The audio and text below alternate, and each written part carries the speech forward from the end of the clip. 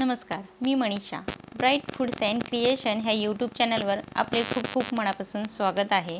आज आपण बनवणार आहोत एकदम मऊ आणि लुसलुसीत जाळीदार लोणी स्पंजी डोसा कसा बनवायचा ते पाहणार आहोत.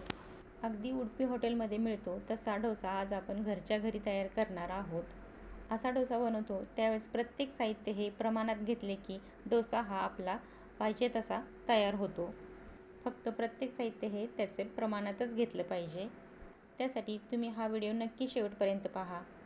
व्हिडिओ आवडला असेल तर व्हिडिओला लाईक करा आणि चॅनलला सबस्क्राईब करा. चला तर मग आपण रेसिपीला सुरुवात करूया.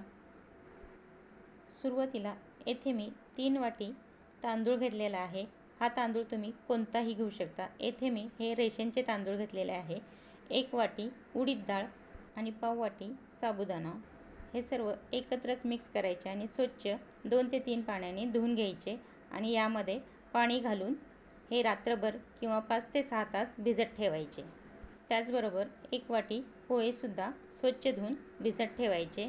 पोहे हे मी बाजूला भिजवत आहे कारण हे पटकन भिजले जातात. पहा आपले 6 तास झालेले आहे. तांदूळ भिजले आहे. हे आता आपण बारीक करून घेऊयात. एका मिक्सरच्या भांड्यामध्ये थोडेसे पाणी आणि हे तांदूळ घालून जेवढे बारीक करता येतील तेवढे आपण हे बारीक करून घेणार आहोत. पहा अशाच पद्धतीने सर्व तांदूळ बारीक करून घेतलेले आहे. आता आपण पोहेसुद्धा बारीक करून घेणार आहोत. पोहेसुद्धा पूर्ण असे बारीक करून घ्यायचे. पहा आपले सर्व तांदूळ आणि पोहे बारीक करून झालेले आहे. हे छान मिक्स करून घेऊया. छान असे फेटून घ्यायचे. अगदी 2 ते 3 मिनिटं छान मिक्स करून घ्यायचे आणि हे हवाबंद डब्यामध्ये बंद करून ठेवायचे. पहा पीठ आपण 6 तास भिजत ठेवले होते. पहा मस्त असे पीठ फुगून टंब झालेले आहे. एकदम हलके असे पीठ तयार झालेले आहे. तुम्ही पाहू शकता. आता आपण याचे डोसे तयार करूयात. त्यासाठी पीठ आपण थोडेसे बाजूला काढून घेणार आहोत. त्यामध्ये चवीनुसार मीठ घालूयात आणि छान असे मिक्स करून घेऊयात.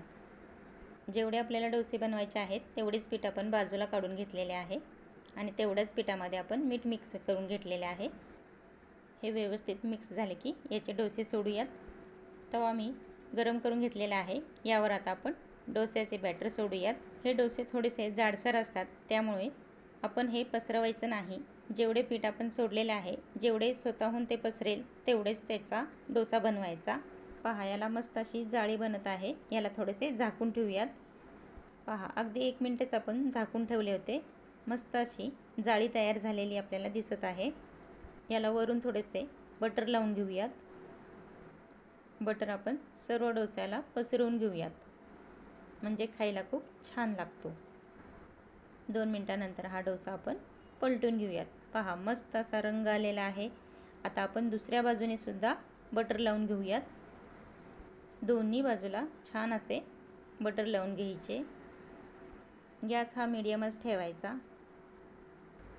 पहा 2 मिनिटांमध्ये आपला स्पंजी डोसा तयार झालेला आहे. आता आपण दुसराही डोसा अशाच पद्धतीने सोडून घेऊयात. पहा दुसऱ्याही डोशाला मस्त अशी जाळी तयार झालेली आहे. याला सुद्धा आपण लोणी लावून घेऊयात. छान लोणी असे पसरवले की खूप छान अशी टेस्ट येते. पहा घरच्या घरी सुद्धा आपण हॉटेलसारखा स्पंजी डोसा तयार करू शकतो. बनवायला खूप काही साहित्य लागत नाही. जे साहित्य लागतं ते फक्त योग्य प्रमाणामध्ये घेतलं की अगदी हॉटेलमध्ये मिळतो तसाच आपण घरच्या घरी स्पंजी डोसा तयार करू शकतो. पहा आता हा पलटून घेऊयात. याला सुद्धा दुसऱ्या बाजूने बटर लावून घेऊयात. मऊ आणि जाळीदार आपले घरच्या घरी मस्त डोसे तयार होतात. खूप अशी सोपी रेसिपी आहे. खूप कमी साहित्यात खूप कमी वेळेमध्ये ही रेसिपी तयार होते. तुम्ही नक्की ट्राय करा.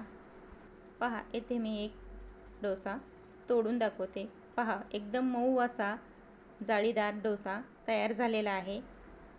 खायला सुद्धा ह्याची टेस्ट खूप छान लागते. आजची ही रेसिपी कशी वाटली नक्की कमेंट करून सांगायला विसरू नका.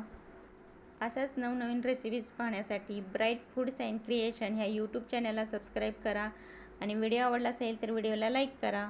तर पुन्हा भेटूयात अशाच नवनवीन चमचमीत झणझणीत आणि चटपटीत रेसिपीसोबत. तोपर्यंत नमस्कार.